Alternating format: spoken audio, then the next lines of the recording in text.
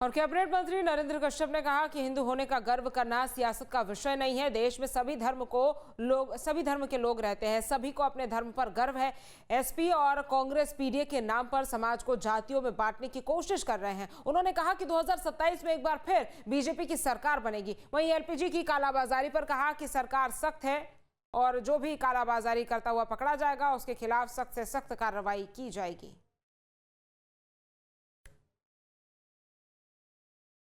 जाति आधारित राजनीति करने वाली पार्टियों पर करारा प्रहार करते हुए कल सीएम ने राजस्थान में हुंकार भरी। सीएम ने कहा कि गर्व से कहो हम हिंदू हैं।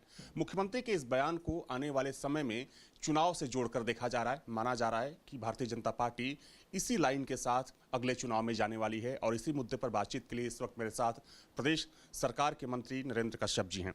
सर, कल आपने मुख्यमंत्री का बयान सुना राजस्थान का, चूंकि उनका 2 दिवसीय दौरा है। कल उन्होंने कहीं ना कहीं इशारों में अखिलेश यादव पर हमला बोला। उन्होंने कहा कि जो लोग जाति के नाम पर समाज को बांटने की कोशिश कर रहे हैं वो देश को तोड़ रहे हैं। उन्होंने ये भी कहा कि गर्व से कहो हम हिंदू हैं। उन्होंने कई महापुरुषों का जिक्र किया। क्या माना जाए कि जो सांस्कृतिक विकास के साथ साथ जो आप लोगों का नारा है सांस्कृतिक राष्ट्रवाद और हिंदुत्व का, तो पीडीए के खिलाफ आप लोग इसी लाइन को आगे लेकर जाने वाले हैं? देखिए, हिंदुओं को संगठित करना या हिंदू होने का गौरव करना ये सियासत का हिस्सा नहीं होना चाहिए। ये सियासत की चर्चा का विषय नहीं है। हमारे देश में अनेकों धर्मों के लोग रहते हैं। सभी धर्म के लोग अपने अपने धर्म की दुहाई देते हैं। यदि उत्तर प्रदेश के माननीय मुख्यमंत्री जी ने हिंदू होने पर गर्व का एहसास किया है तो ये उनका अपना विवेक है, अपना विचार है। क्योंकि भी किसी भी व्यक्ति को अपने धर्म के बारे में चर्चा करने का अधिकार है। लेकिन अखिलेश यादव जी, राहुल गांधी जी जैसे तमाम नेता ऐसे बयानों पर भी सियासत करने की चेष्टा करते हैं और समाज को जातियों में बांटकर या पीडीए के नाम पर जातियों में बांटकर जो राजनीतिक विध्वंस पैदा करने की कोशिश कर रहे हैं वो अपने मकसद में कामयाब नहीं होंगे। 5 राज्यों में चुनाव की घोषणा हो चुकी है। हालांकि उत्तर प्रदेश के चुनाव में लगभग 1 साल का वक्त बचा है, लेकिन माना जा रहा है कि यहाँ पर भी भारतीय जनता पार्टी और आप लोगों ने एक्सरसाइज शुरू कर दी है आगामी चुनाव को लेकर। यकीनन भारतीय जनता पार्टी 24/7 इलेक्शन की तैयारी में रहती है। सरकार जनता की सेवा के लिए काम करती है।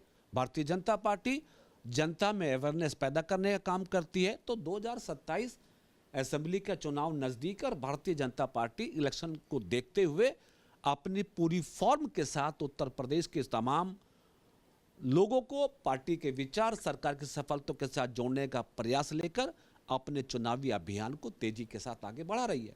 सर, एक आखिरी सवाल ये है कि एलपीजी की किल्लत जो है पूरे देश में है और अगर उत्तर प्रदेश की बात करें तो एलपीजी की उपलब्धता को लेकर और उसकी कालाबाजारी को रोकने के लिए सरकार काफ़ी सख्त है।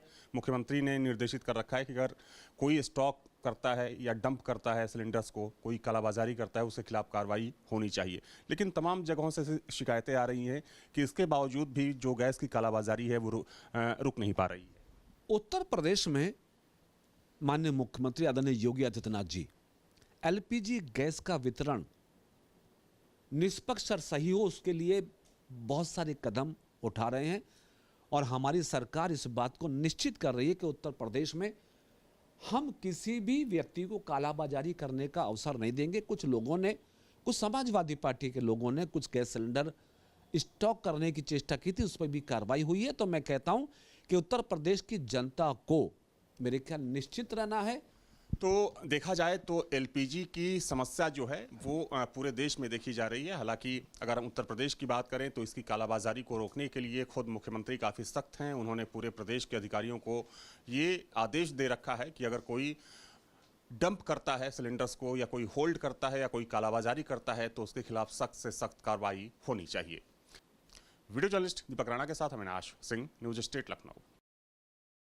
आपके मोबाइल पर तुरंत आएगी ब्रेकिंग न्यूज। स्क्रीन पर सबसे पहले दिखेगी बड़ी खबर। देश दुनिया की हर खबर एक जगह। अब आपके मोबाइल पर तुरंत फटाफट इंस्टॉल कीजिए न्यूज नेशन ऐप और रखिए खुद को अपडेट।